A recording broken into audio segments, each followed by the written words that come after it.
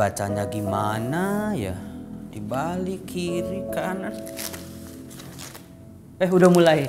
Saudara-saudaraku yang terkasih, berjumpa lagi dengan saya Romo Yosef dalam edisi katekese singkat seputar ajaran sosial gereja.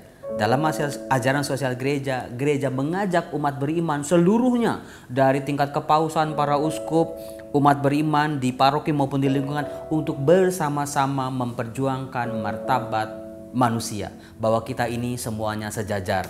Di tangan saya ini ada kitab suci yang mungkin belum pernah Anda lihat, yaitu kitab suci huruf Braille.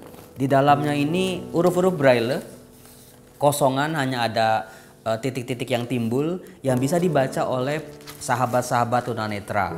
Sudah saatnya gereja menyediakan sarana dan prasarana bagi mereka yang mengalami disabilitas, supaya mereka juga bisa mengenal firman Tuhan, bisa membaca secara pribadi firman Tuhan melalui keterampilan-keterampilan mereka, melalui kelebihan-kelebihan yang Tuhan berikan kepada mereka.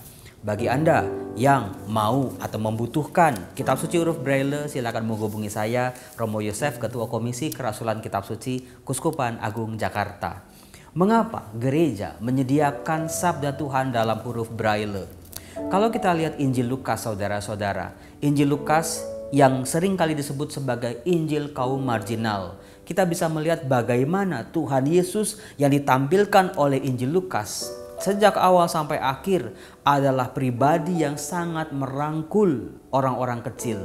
Pribadi yang mau hadir bagi orang-orang kecil. Pribadi yang ada bersama orang-orang kecil, membela ketertindasan mereka dari para penguasa, dari para orang kaya, dari orang-orang yang merasa dirinya suci dan sudah sempurna. Saudara-saudara, maka tidak heran Tuhan Yesus dalam ajarannya, dalam hidupnya menampilkan diri pribadi yang sederhana. Mulai dari lahir di kandang domba, dalam kesederhanaan, lahir dari keluarga Nazaret, lalu juga bagaimana dari kecil mengalami penindasan demi penindasan, sampai Yesus dewasa, memilih para murid bukan orang-orang hebat tetapi para nelayan dengan segala keterbatasan mereka. Yesus makan bersama orang-orang berdosa. Yesus hadir bersama orang-orang yang sering kali dianggap kotor oleh para karyawan-karyawan kecil yang gajinya tidak seberapa. Saudara-saudara, apakah Anda tahu bahwa masyarakat di zaman Yesus adalah masyarakat dengan keadaan yang sangat tertindas? Mereka sedang dijajah oleh kerajaan Romawi, tetapi mereka juga seringkali ditindas oleh orang-orang yang menganggap diri suci, para imam, orang-orang Farisi, ahli-ahli Taurat yang merasa diri sudah sempurna.